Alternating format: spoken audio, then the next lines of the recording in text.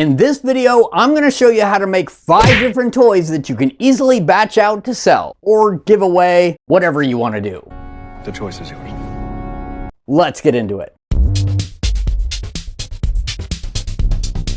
Now, I'm sure you've noticed that wooden toys are really on trend right now, but before one makes this list, it has to meet certain criteria. How do you judge someone? What is his criteria even? Number 1, it has to consist of a minimal number of pieces for easy assembly. Number 2, it has to be reasonably inexpensive to make so that we can keep our costs low and offer them at affordable prices. Number 3, each toy has to have some kind of moving component. Last but not least, number 4, each toy has to be something unique or a little outside of the box to really get people's attention. Alright, now that we have all our ground rules established, let's get started on toy number 1, which is the hopping kangaroo toy.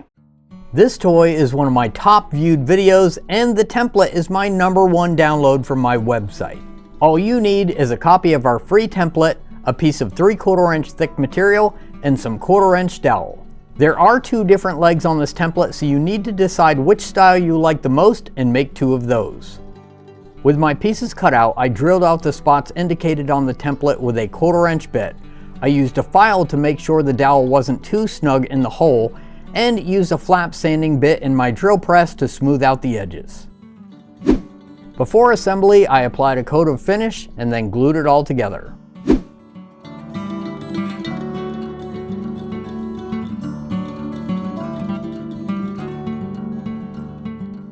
Quick, easy, and a good little attention getter. This little kangaroo toy makes a great item for your booth. You can set up a little ramp so everybody can try it out and see it go. It's not a lot of material and it's really easy to put together. Moving on to our next toy, the classic push toy. When I make toys for smaller kids, I like to use hardwood so the toys can take a good hit to the floor or wall or whatever. For these little push toys, I used a piece of hickory. Hardwoods can cost more money, but for these toys that are so small, you can get a lot out of a single board, or it's a good opportunity to use up some scrap pieces that you have laying around the shop. Once the main bodies were cut out, I moved to the drill press and drilled out each end of the hand hole and the spots for the dowels. Then I used the router to put a round over on all the edges. To go the extra mile, I used a rotary tool to add a few facial features to each of the dinos. Not necessary, but I think it adds a lot to the toys.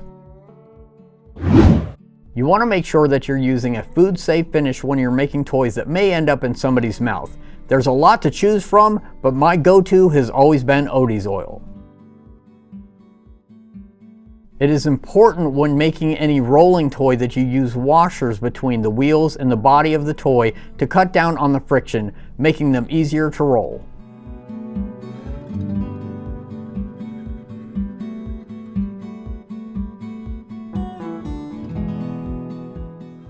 Now I know I didn't cover all the details of these push toys, but I do have a full build video, so I'll leave a link to that in the description below. We also have a full set of templates on our website that is free, so I'll leave a link to that down below. If you think that dozer's just a little too much to batch out, you can always leave the bucket off and just make it a car. Just a few details I want to go over about these push toys. Number 1, I always use pre-made wheels. It's just too easy.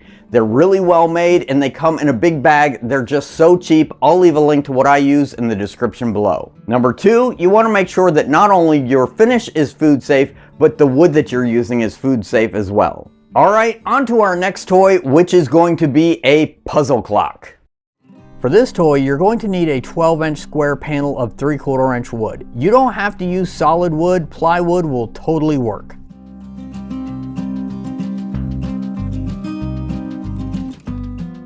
Now, I'm not sure why I went about the cutting process the way that I did here. I could have totally skipped the miter saw and just used the jigsaw or the bandsaw. Once I had the circle refined, I drilled out all the spots about 1/2 inch deep and drilled out the center spot.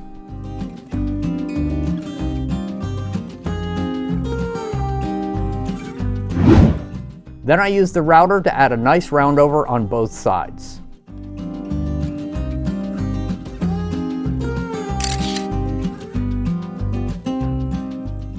Now I use my wood burner to add the facial features to mine, but you could easily use a paint pen. Then I applied a coat of finish. While that dried, I started on the extra pieces. You can cut off slices of a dowel for your pieces if you want, but I chose to use a hole saw bit with the centering bit removed, just to use up some scrap material I had laying around the shop. I also traced out the hands of the clock, cut them out, and then painted all the pieces.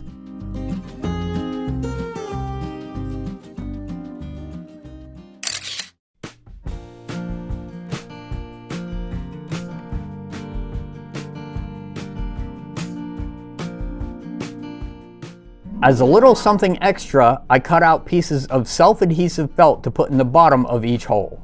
To attach the hands to the clock, I used a little wooden peg. I ordered a bag full of these online. I'll leave a link to them in the description below. And with that, the clock puzzle is done. This toy hits all the marks because it's not only super colorful and interactive, but it's also a great teaching tool, so it appeals to both teachers and parents. Our next toy is actually one of my favorites, and that's a robot. This project is probably the simplest on the list. You just need two 2.5-inch blocks and four 1.5-inch blocks.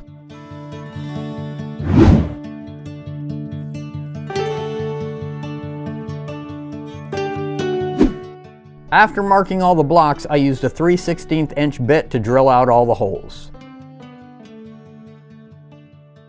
To add a little something extra, I drilled out 2 shallow spots for the eyes and made a shallow cut for the mouth on the table saw. And since these robots are for little people, I made sure to round over all the sharp corners of the blocks.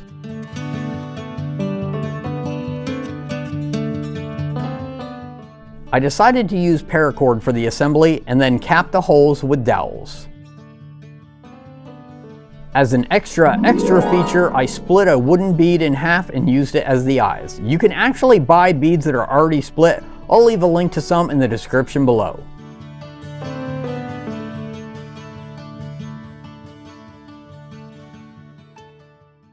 Now the reason this is my favorite toy on the list is it's just so versatile. You can paint all the pieces different colors, you can stain them, you can leave them natural like I did, you can add little greeblies and extra details. There's all kinds of things you can do to this toy. Now this video is meant to be more of an overview, so if you want to see all the details of how to actually assemble the robot, I'll leave links to that video in the description below. Last but certainly not least on this list, we are going to be building some baby Rattles.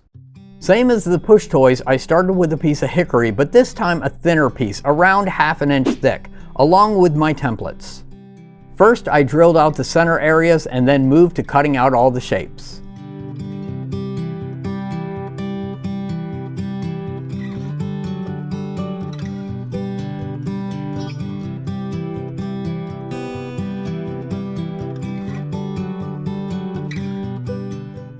Same as the push toys, I rounded over all the edges and sanded them with a flat disc sanding bit.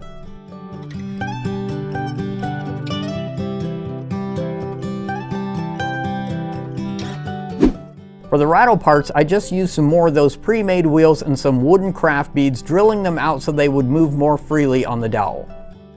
Assembly was super simple, and after a coat of my favorite finish, this set of Rattles is ready to go.